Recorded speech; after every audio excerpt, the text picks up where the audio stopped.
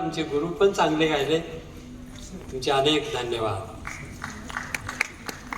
तिसरी गोष्ट, आता पाठक साहेबांनी खूप चांगलं जे धाराशिव जिल्ह्याबद्दलचं त्यांनी कथन केलं. आता आपण ती शेती, पाणी, आपल्याला शेती चांगली करायची आहे, पाण्याचा चांगला वापर करायचा आहे, पण त्यातून आपल्याला श्रीमंती येईल हे स्वप्न मात्र तुम्ही विसरा. जगामध्ये असा कोणताही देश नाही की जो शेतीतून श्रीमंत झालेला आहे, हे आपण लक्षात ठेवा. आत्ताच कुणाच्या तरी बोलण्यातून असं लक्षात आलं, मला वाटतं चौधरी साहेबांच्याच बोलण्यातून लक्षात आलं की मराठवाडा ही आमची जन्मभूमी आहे आणि पुणे ही आमची कर्मभूमी आहे. हे सगळं उलट करा. आता आपल्याला मराठवाडा ही कर्मभूमी करायची आहे. केवळ जन्मभूमी म्हणून आपण आनंदात किती दिवस राहणार आहात? आणि मराठवाडा ह्या हैदराबादच्या कचाट्यातून आपला स्वतंत्र झाला, त्याचे आपले गुणगौरव करू, त्याच्याबद्दल आपल्याला प्रचंड आदर आहे. पण त्यातच मशगूल होऊ नका. आता आपल्याला आपल्यापुढे मोठे दुसरे प्रश्न आहेत आणि आपल्याला ऐकून थोडं आश्चर्य वाटेल, मराठवाडा हा बिहारपेक्षा सुद्धा मागे पडलेला आहे. या देशामध्ये सर्वात मागे असलेलं जर कोणतं राज्य असेल तर बिहार राज्य आहे.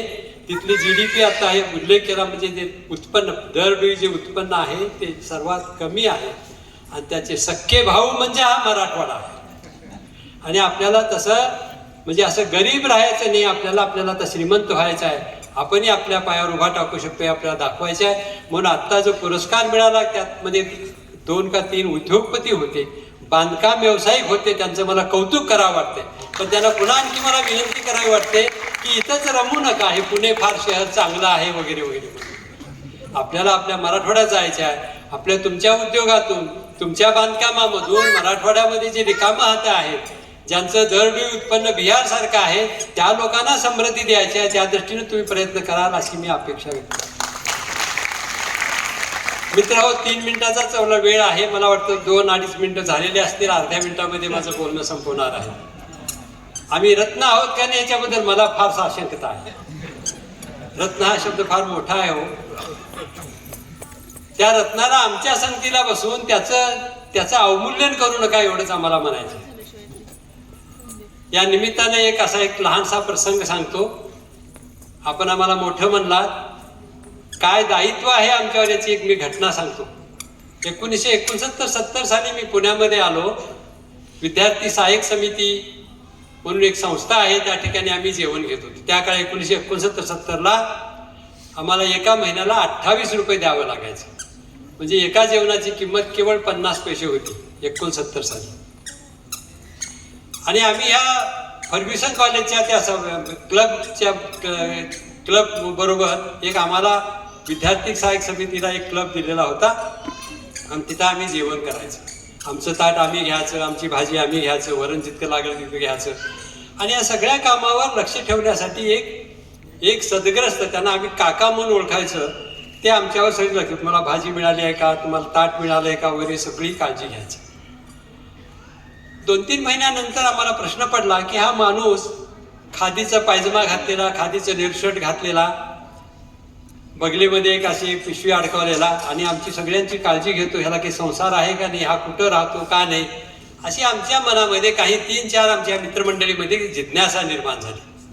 मग आम्ही ठरवलं की म्हटलं हे काकाला विचारायचं. म्हटलं काका, हे रोज तुम्ही येऊन आमची सगळी चौकशी करता, तुम्हाला काही संसार वगैरे आहे का नाही, तुम्हाला मुलं बाळं आहेत का नाही. आणि पुण्यामध्ये आलेल्या माणसाला त्या संसारामध्ये जास्त रमू वाटतं. कशासाठी, त्या बेंगली महाराज रोडनं जर संध्याकाळी तुम्ही फिरायला गेला तर मोठे चांगलेच आगले तरुण झोडपे, सुंदर झोडपे पाहायला मिळतात आणि माणसाला असं वाटायला लागतं की आपण पण तसं का नाही म्हणून. असा मोह तुम्हाला का झाला नाही असं आम्ही त्या काकांना विचारलं. काकाचं उत्तर फार मार्मिक होतं आणि ते उत्तर आज सुद्धा मला आठवत आहे आणि फार प्रेरणादायक उत्तर आहे. काकांना मी एवढीच विनंती केली, काका मोकळ्या मनानं बोलायचं, आम्ही काही म्हणणार नाही. आपण असे हे संसार न करता, लेकरबाळ निर्माण न करता तुम्ही आमची सेवा करता, हे कशासाठी करता, का करता, तुम्हाला ह्याच्याबद्दल खेद वाटत नाही का. काका म्हणाले, मुलांनो थोडं बसा, मी त्याचं उत्तर देतो. म्हटले, तुम्हाला जो तुमच्या मनामध्ये जो विचार आलाय तो विचार देखील माझ्या मनामध्ये अनेक वेळा आलेला आहे. ही सत्य घटना आहे. मी असं म्हणत नाही की मी फार साधू संत आहे आणि मला त्या संसाराच्या जाळ्यात अडकायचं नव्हतं, मला त्याग करायचा होता, असं अगदी नाही. मी तुमच्यासारखाच माणूस आहे. अनेक वेळा मला विचार आले की तुमच्यासारखेच की आपण लग्न करावं, संसार करावा, मुलंबाळ निर्माण करावी आणि जंगली महाराज रोडनं फिरावं असं मलाही वाटलं. पण मी जेव्हा जेव्हा असे विचार माझ्या मनामध्ये आले तेव्हा समाजानं ज्या दृष्टीने माझ्याकडे पाहिला होता की समाज माझ्याकडे एक त्यागी माणूस आहे, एक भला माणूस आहे, एक चांगला माणूस आहे, निस्वार्थपणे या मुलांची तो सेवा करतो, किती चांगला माणूस आहे, एक आदरायुक्तपणे म्हणजे एक अशा प्रेमाने, अशा एक चांगल्या भावनेने माझ्याकडे बघत होते आणि त्या भावनेला मला तडा द्यायचा नव्हता. आणि म्हणून मी सातत्याने जरी मला असा विचार आला तरी मी तसा झालो नाही. मी याच पद्धतीने त्यागी जीवन जगण्यावर स्थिर राहिलो, कारण समाज मला वेगळ्या दृष्टीने पाहत होता. चौधरी साहेब, तुम्ही आम्हाला आज म्हणजे रत्नही पुरस्कार दिलेला आहात. आम्ही एवढीच ग्वाही देऊ की आमची पाठीमागची जी प्रवृत्ती किंवा पाठीमागचा जो कारोबार आहे तो रत्न या शब्दाला साजेसाच नसेल, पण तुम्ही